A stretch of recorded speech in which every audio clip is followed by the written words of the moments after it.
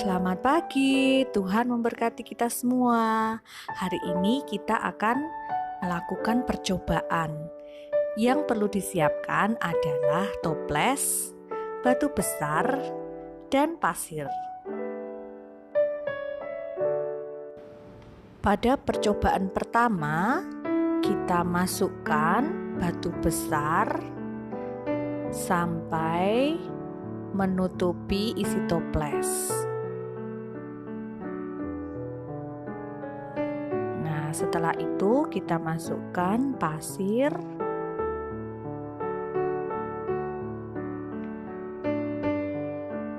Agar ruangan isi toples itu tidak berongga.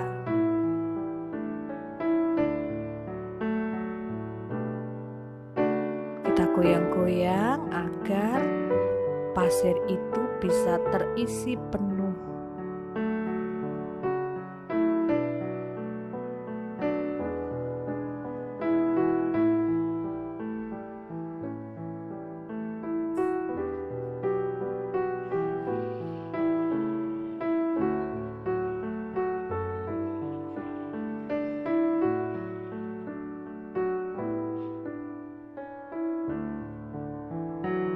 Kita goyang-goyang terus sampai benar-benar memenuhi isi toples.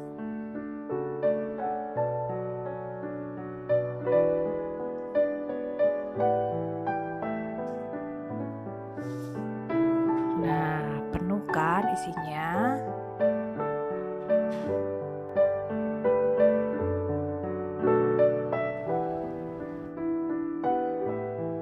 Kita lihat percobaan pertama, isi toples sangat penuh.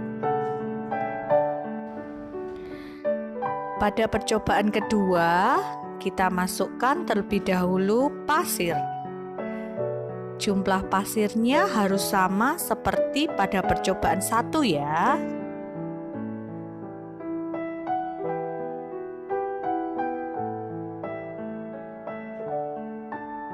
Pelan-pelan kita masukkan.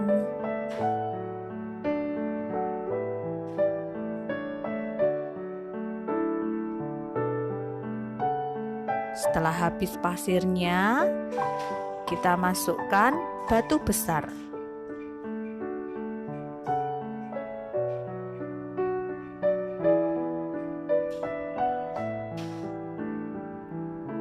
Nah, kita goyang-goyang biar batu besarnya bisa masuk dalam toples itu tadi. Setelah kita goyang, ternyata batu besarnya tidak cukup. Nah, coba kita amati. Bagaimana percobaan kalian? Seru kan ya? Yuk simak apa arti percobaan tadi ya. Untuk percobaan pertama, mengapa isi toples cukup dan tidak berlebihan? Karena kita mengutamakan batu besar dulu. Setelah itu kita masukkan pasir. Pasir hanya kita pakai untuk mengisi rongga yang kosong. Sedangkan pada percobaan kedua, isi toples terlihat lebih memuncak. Bahkan batu besar hampir tidak cukup untuk dimuat. Karena sudah dipenuhi oleh pasir terlebih dahulu. Sehingga tidak ada tempat yang cukup luas untuk batu besar. Kesimpulannya, batu besar yang diibaratkan adalah semua hal penting dalam hidup kita. Misalnya, membaca Alkitab, berdoa, beribadah, belajar, les, membuat PR, membantu pekerjaan orang tua di rumah, ataupun segala hal yang dapat digunakan untuk mengembangkan talenta. Itu semua kita dahulukan atau kerjakan dahulu. Setelah itu baru pekerjaan yang kurang penting, yang tadi diibaratkan adalah pasir. Misalnya hal-hal yang kurang penting, main games, bermain ke rumah teman, atau segala sesuatu yang bisa membuat kita terhibur. Esok hari saat kita dewasa, kita tidak menyesal karena waktu kita masih kecil sudah kita gunakan sebaik mungkin untuk hal-hal yang penting. Rasul Paulus adalah tokoh dalam Alkitab yang memberikan contoh yang sangat baik pada kita.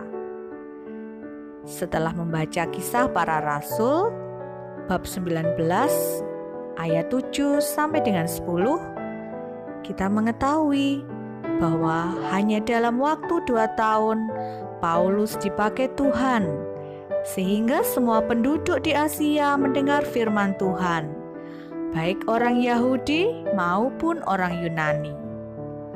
Padahal hanya diawali dengan 12 orang murid. Awalnya khotbah Paulus di rumah ibadat. Paulus berharap berita kabar baik Injil bisa tersebar. Tetapi ternyata waktu 3 bulan itu terbuang percuma. Akhirnya Paulus menemukan cara baru, yaitu dengan melatih murid-muridnya yang 12 orang itu diadakan sekolah atau semacam pelatihan yang diadakan setiap hari selama terus-menerus selama 2 tahun lamanya. Akhirnya, ia dan murid-muridnya itu dipakai Tuhan untuk mengabarkan Kristus pada seluruh Asia dalam waktu 2 tahun. Paulus adalah orang yang sangat menghargai waktu yang Tuhan berikan. Oleh karena itu, ia pun menulis surat kepada jemaat yang ada di Efesus, agar mereka menggunakan waktu dengan bijaksana. Nah, kalian juga harus menggunakan waktu dengan bijaksana mulai dari sekarang. Demikian renungan hari ini. Silahkan teman-teman membuka dan membaca Alkitab mengenai ayat hafalan hari ini yang diambil dari Mazmur bab 90 ayat 12. Terima kasih, Tuhan memberkati.